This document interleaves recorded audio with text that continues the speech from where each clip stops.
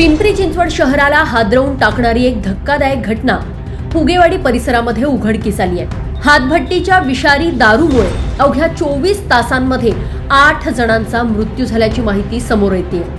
आणखी 4 जणांची प्रकृती अत्यंत गंभीर असल्यानं मृतांचा हा आकडा वाढण्याची भीतीही व्यक्त केली गेली आहे। मृतांमध्ये 2 सख्ख्या भावांचाही समावेश असल्यानं या संपूर्ण परिसरामध्ये हळहळ व्यक्त होते।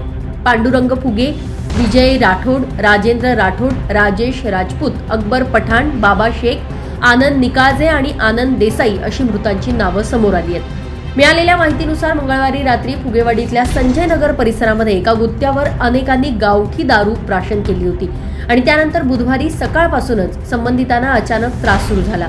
काहींना तोंडाला फेस येणं, चेहरा लाल पडणं अशी लक्षणं दिसून आली। नातेवाईकांनी त्यांना तातडीनं रुग्णालयामध्ये दाखल केलं। उपचारासाठी YCM रुग्णालय आणि सांगवी फाटा इथल्या जिल्हा रुग्णालयामध्ये त्यांना हलवण्यात आलं। मात्र अनेकांचा या उपचारादरम्यान मृत्यू झालाय। या घटनेतील सर्व मृत आणि बाधित व्यक्ती एकाच परिसरातले असून ते सुमारे 400 मीटरच्या अंतरामध्ये राहत असल्याची माहिती सुद्धा समोर आली आहे। दुपारनंतर साधारण 7 ते 8 जणांच्या मृत्यूची वार्ता पसरतात फुगेवाडी परिसरामध्ये एकच खळबळ उडाली। आझाद चौकामध्ये काही मृतांच्या नावांचे श्रद्धांजली फलकही लावण्यात आले। दरम्यान सुरुवातीला पोलिसांकडून संशयास्पद मृत्यू म्हणून माहिती दिली जात होती। मात्र हे प्रकरण गंभीर बनताच यंत्रणा सक्रिय झाली आणि राज्य उत्पादन शुल्क विभागाने या प्रकरणामध्ये योगेश वानखेडे नावाच्या व्यक्तीलाही ताब्यात घेतलंय। पुढील तपासासाठी पिंपरी चिंचवड पोलिसांच्या हवाली त्याला करण्यात आलंय।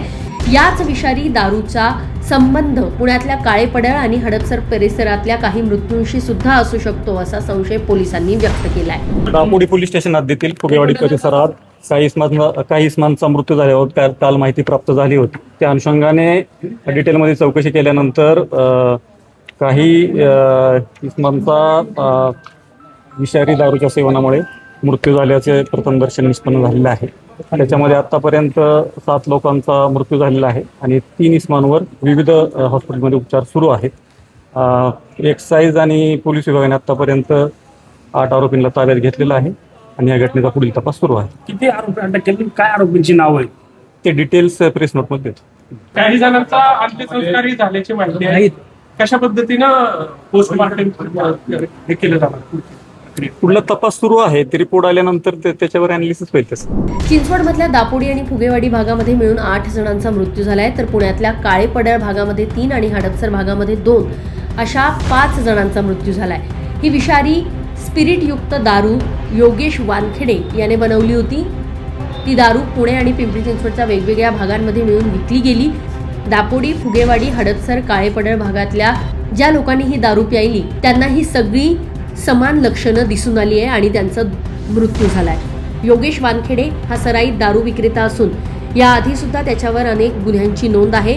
त्याला पोलिसांनी अटक केली आहे। त्यामुळे आता या संपूर्ण रॅकेटचा तपास वेगानं सुरू आहे। शहरामध्ये बेकायदा हातभट्टी दारूचा मुद्दा पुन्हा एकदा या निमित्तानं ऐरणीवर आलाय। Bureau report, Lokmat video, Pune.